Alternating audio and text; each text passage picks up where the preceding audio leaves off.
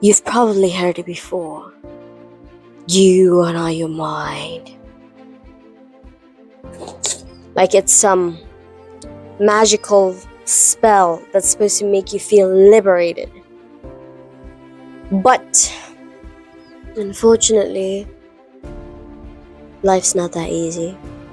Here's the catch. Most people take this the wrong way, and because of that, this phrase has quietly ruined more lives than it's actually helped.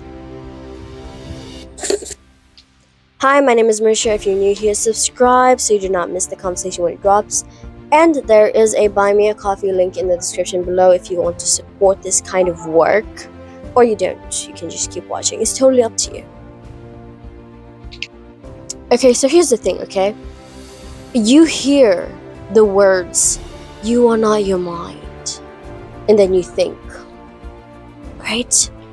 I don't have to deal with all of this anxiety, all of this fear that I feel, this self-doubt that has been clouding me. No, this is not my responsibility. I am not to blame. This is not my way. But the reality is, just because you said that doesn't mean your mind magically disappears. No. It doesn't vanish into thin air because someone said a catchy phrase like it was casting a spell on you. No. Instead, it hides. It burrows deeper into your soul. And it learns how to manipulate you in a way that you won't be able to notice, silently and subtly.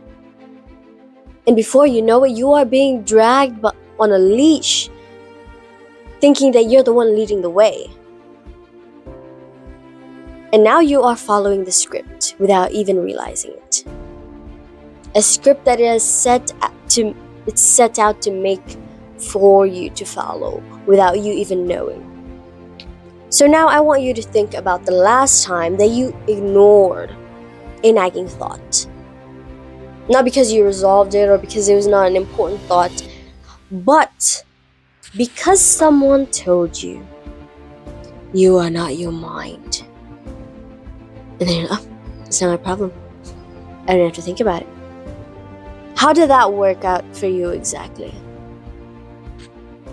Let me tell you something. Carl Jung said it best, and he said, everything that irritates us about others can lead us to an understanding of ourselves. You felt that, didn't you? That little sting in your chest, that little prick in your conscience. It is not the thought that is the enemy. It is the avoidance of it. That is the true enemy. Now, this is a part that most people don't usually admit. And it's the fact that the advice was never about liberation, okay? It was about bypassing your responsibility. The responsibility for your awareness.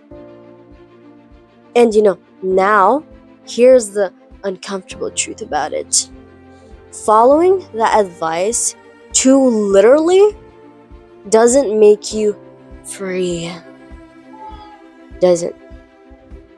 It makes you complicit to your own sabotage.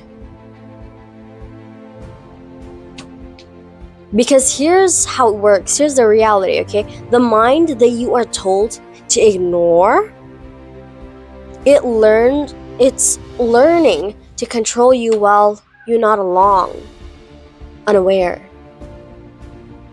And there's a subtle Bible verse that fits this perfectly, okay? And it says, examine yourself to see whether you are in the faith. Test yourself. This is in 2 Corinthians chapter 13, verses 5. And it's not about action. It's about awareness.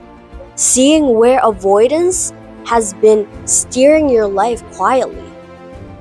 And yes, it is uncomfortable to see, to, make it your mission to observe this part of your life.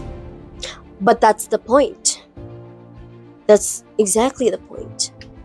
So, the next time that someone tells you you are not your mind, pause, take a deep breath, and think about this carefully, okay?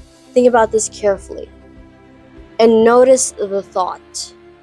Notice how it is guiding you. It is subtly guiding you when you pretend it doesn't exist. You don't need to act on this yet, on any of the stuff I'm saying yet.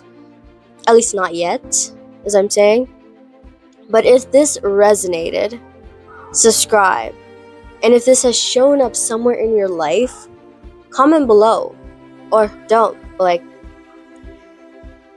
if you want to share and see who else is experiencing the same dilemma. And as always, do whatever you want. Bye. Anyway,